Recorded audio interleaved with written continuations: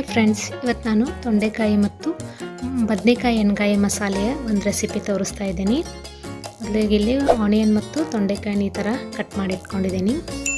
ಹಾಗೂ ಒಂದು ಕಡಾಯಿಗೆ ಸ್ವಲ್ಪ ಎಣ್ಣೆ ಜಾಸ್ತಿ ಹಾಕ್ಕೊಂಡಿದ್ದೀನಿ ಫ್ರೆಂಡ್ಸ್. ಸಾಸಿವೆ ಜೀರಿಗೆ ಹಾಕಿ ಒಗ್ಗರಣೆ ಕೊಡ್ತಾ ಇದ್ದೀನಿ.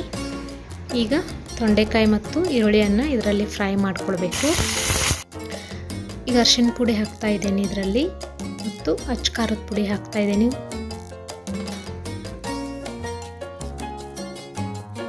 ರುಚಿಗೆ ತಕ್ಕಷ್ಟು ಉಪ್ಪು ಹಾಕ್ತಾ ಇದ್ದೇನೆ ಇದರಲ್ಲಿ, ಮತ್ತು ಮಾಡಿಟ್ಕೊಂಡಿರುವಂತಹ ಎಣ್ಗಾಯಿ ಮಸಾಲೆ ತೋರಿಸಿದ್ದೇನಲ್ಲ ಫ್ರೆಂಡ್ಸ್, ಅದನ್ನು ಇದರಲ್ಲಿ ಹಾಕ್ತಾ ಇದ್ದೀನಿ. ಆ ಮಸಾಲೆ ಮಾಡ್ಕೊಂಡು ಇಟ್ಕೊಂಡ್ರೆ ಬೇಗ ಈ ಥರ ನಾವು ಕಾಯಿಪಲ್ಯಗಳನ್ನು ಮಾಡ್ಕೊಳ್ಬೋದು ಫ್ರೆಂಡ್ಸ್.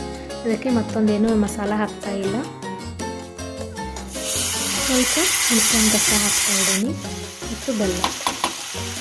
ಇದಕ್ಕೆ ನಾನು ಸ್ವಲ್ಪ ಎಣ್ಣೆ ಜಾಸ್ತಿ ಹಾಕಿದ್ದೇನೆ ಫ್ರೆಂಡ್ಸ್. ಅಂದರೆ ಆ ಉಳಿದಿರೋ ಗ್ರೇವಿಯನ್ನು ನಾವು ಅನ್ನದ ಜೊತೆ ಕಲಿಸ್ಕೊಂಡು ತಿಂದರೆ ತುಂಬಾ ಟೇಸ್ಟಿಯಾಗಿರುತ್ತೆ ಫ್ರೆಂಡ್ಸ್. ಸೊ ಹಾಗಾಗಿ ಎಣ್ಣೆ ಜಾಸ್ತಿ ಹಾಕ್ತಾ ಇದ್ದೀನಿ. ಮತ್ತು ಇಲ್ಲಿ ನಾನು ಪುಲ್ಕ ರೆಡಿ ಮಾಡ್ಕೊಳ್ತಾ ಇದ್ದೀನಿ. ಗೋಧಿ ಹಿಟ್ಟನ್ನು ನಾದಿಟ್ಕೊಂಡಿದ್ದೆ. ಈಗ ಇದನ್ನು ಪುಲ್ಕ ಮಾಡ್ತಾ ಇದ್ದೀನಿ ಫ್ರೆಂಡ್ಸ್. ಇದನ್ನು ಈ ಥರ ಆಯಿಲ್ ಹಚ್ಚಬಾರ್ದು, ಹಂಚಿನಲ್ಲಿ ಎರಡು ಥರ ಬೇಯಿಸ್ಕೋಬೇಕು, ಎರಡು ಸೈಡು. ಆಮೇಲೆ ಗ್ಯಾಸ್ ಸಣ್ಣ ಇಟ್ಟು ಅದರ ಮೇಲೆ ನಾನು ಇದನ್ನು ಪುಲ್ಕ ರೆಡಿ ಮಾಡ್ಕೊಳ್ತಾ ಇದ್ದೀನಿ. ಚಪಾತಿ ಕೂಡ ಚೆನ್ನಾಗಿ ಅನ್ನಿಸುತ್ತೆ ಫ್ರೆಂಡ್ಸ್. ಈ ಥರ ಇದನ್ನು ಸರಿಯಾಗಿ ನಾವು ಬೇಯಿಸ್ಕೊಳ್ಬೇಕು. ಈಗ ಇದ್ರ ಮೇಲೆ ಸ್ವಲ್ಪ ತುಪ್ಪ ಹಚ್ತಾ ಇದ್ದೀನಿ. ಈಗ ಎಣ್ಗಾಯಿಗೆ ಮೇಲೆ ಕೊತ್ತಂಬರಿ ಕಟ್ ಮಾಡ್ತಾ ಇದ್ದೀನಿ. ಪುಲ್ಕ ಹಾಗೂ ತೊಂಡೆಕಾಯಿ ಎಣ್ಗಾಯಿ ರೆಡಿ ಆಗಿದೆ ಫ್ರೆಂಡ್ಸ್.